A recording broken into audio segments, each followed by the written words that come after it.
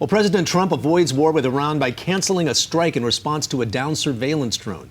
The president then put a 2-week delay on ICE raids across the country in order to give lawmakers more time to figure out asylum laws. Yeah, here more to talk about that is Mark Larson. Good morning, Mark. Yes, you're a friendly KUSI contributor and AM 760 talk show host as well. And we're talking about a lot of this. Thank you. There's one. That's good. What an interesting week to think that Trump, perceived as the warmonger and the knee-jerk guy, is suddenly, by the end of this week that ended yesterday, as Trump the merciful, apparently. With the Iran, he says it's not a pullback on that issue. He just said, let's not move forward. They weren't already over Tehran or something, or wherever.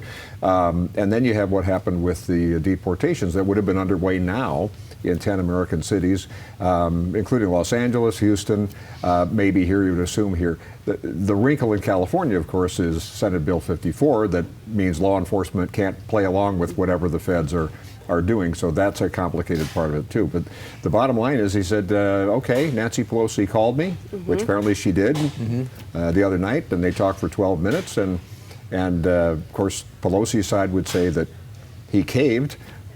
He just said, okay, I'll give you 2 weeks. You guys try to work it out. Bipartisan in Congress, come up with a plan. Otherwise, in 2 weeks, we're doing it as we were going to do it. Now, I would imagine, knowing President Trump, that whatever he is putting out into the media is what he wants you to know about, correct? Well, he would make the case that, and does so frequently, that this is how you get their attention. He did it with Mexico with the tariffs. He gave a big interview on Meet the Press this morning where he's going down the whole litany of things, saying, hey, 45 years they worked on this, and I said we're going to have tariffs, and all of a sudden Mexico in one day, which is Trump speak for not necessarily one day, but they did send then 6,000 of their own newly formed National Guard troops to their southern border to try to stop stem the tide of this. So whether you like it or not, you make the case that this sort of process he does, he'll make a threat like do this or we'll do that, and then it gets people either to the bargaining table or something changes. But now the pressure's on Pelosi and Congress, and that includes Republicans, to do something on the asylum issue. The system's overrun. He tweeted last night, for example, about this whole thing with targeted families, and of course that gets turned into don't tear families apart. Well, he was going to deport families together, 2,000 of them, that he said the people at ICE will apprehend have already been ordered to be deported. That means they've run from the law and run from the courts. These are people who are supposed to go back to their home country. So if you're already here, you've got a deportation order. This is just called the law. And if anything, it shows how far we've come for a variety of reasons. You can find anecdotal stories about great families, and that's not the point. The point is it's a sovereign nation or not, because the vast majority of those who come in and are supposed to come back to court and prove the asylum status, 90% of them don't show up in court. So that's a problem. But that's also back to Congress, because that's where they appropriate the money to do this. And these people have been notified. They were, 2,000 letters that went out saying... it's not a surprise. No. This perception that they're going to come and surprise you if you haven't gotten a deportation order at 3 in the morning and roust you and get you out of there, that's just absurd. And of course, here this week, we had, this past week now, had Governor Newsom going on and telling people how to avoid the, so that plus 50+ lawsuits versus Trump. I mean, so much of this is just whatever Trump does, let's not do it. It misses the point. California has a major problem. You can make the case it's aided and abetted by the governor. The system isn't processing properly. So you can't keep doing it that way. Congress is debating $4.5 billion in humanitarian aid on border issues. Humanitarian aid's great, but they need to be appropriating money to get the system fixed so it doesn't get overloaded. Getting back to the topic of Iran and what's going on there, these sanctions, my wife is from Iran, my brother-in-law lives in Iran, so we know a lot of Iranian people, and it's a topic of conversation at our house all the time.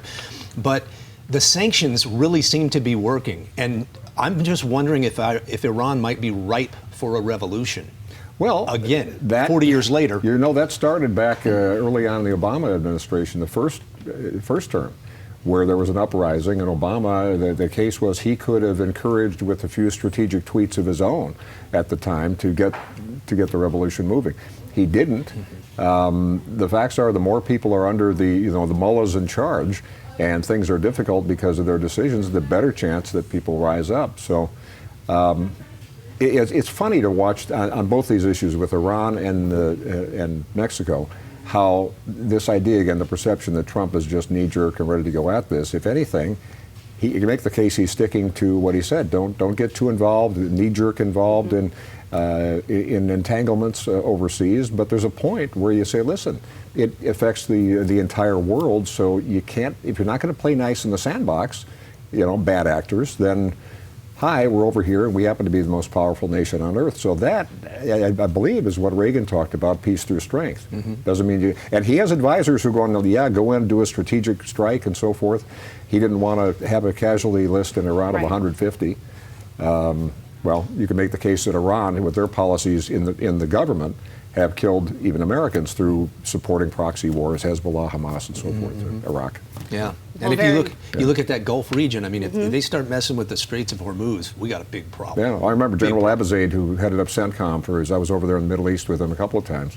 And I remember him just saying, this has always been a bad neighborhood. It's always going to be a bad neighborhood. We just have to deal with it practically. So. Interesting. Well, All thank right. you, Mark Larson. Larson. Right. Yeah, for coming Appreciate in. it, Mark. Yeah, very interesting insights. All right.